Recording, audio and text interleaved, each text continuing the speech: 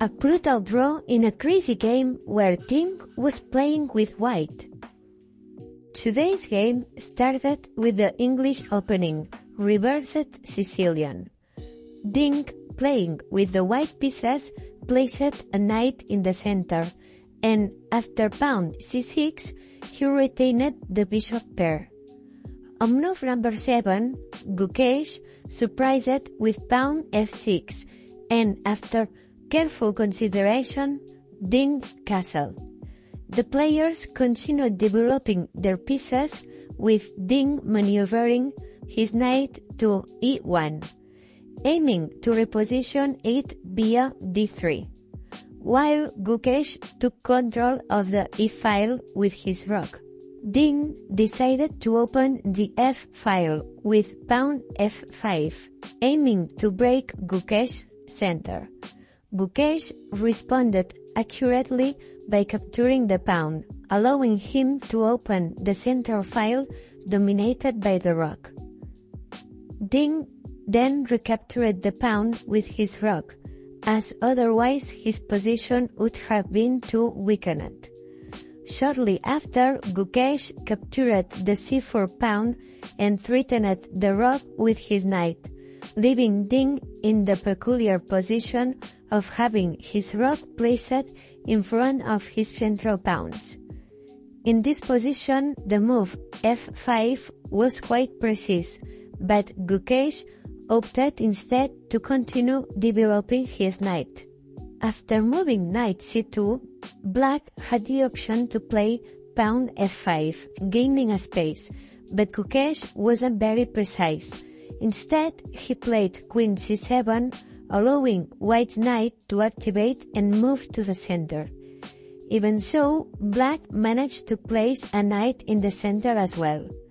Ding then proposed a dubious knight exchange which could have allowed Black pieces to become more active. However, GUKESH declined this exchange rather passively. Ding followed up with a rook exchange and then made the imprecision rook b1 under time pressure. GUKESH quickly responded with pawn b5, which appeared to lose a pawn at first glance but didn't thanks to the intermediate move queen b6 check. This sequence left GUKESH with two very strong passed pawns. Ding's move bishop b2 was another weak choice, as those pawns were unstoppable and guaranteed victory for Black. When GUKESH was nearly assured of victory, he made a critical mistake by moving the wrong knight to c5. Using the other knight would have avoided pinning issues with the bishop h3.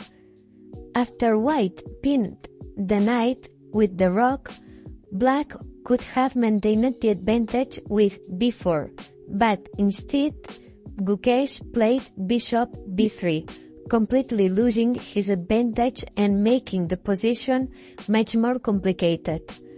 Following a queen retreat to escape the threat, GUKESH moved his bishop e6, which appeared to leave a piece vulnerable. White kept pressuring the knight while Black focused on defending it. When White played bishop e3, it introduced the threat of d4, leaving Black with only one way to stay in the game, rook c7. The move knight e1 was very precise in this position, as it defended everything while threatening d4. However, under severe time pressure, Ding played knight d4, which is also reasonable as it aims to reposition to c6, keeping counterplay alive. GUKESH had to sacrifice quality, but with a certain advantage due to the passed pawns. Ding moved the king to stop the pawns if necessary, and with little time left on the clock, they repeated the position in order to reach the time control. GUKESH, winning a spirit, led him to avoid playing for a draw, and instead moved his queen a2, delivering check. Ding checked with his queen to capture the pawn, and GUKESH continued advancing the other pawn. The game ended at this point as GUKESH regained the material advantage, and with bishops of opposite colors it is impossible to win at this level. We will see tomorrow's game where GUKESH will once again attack with white.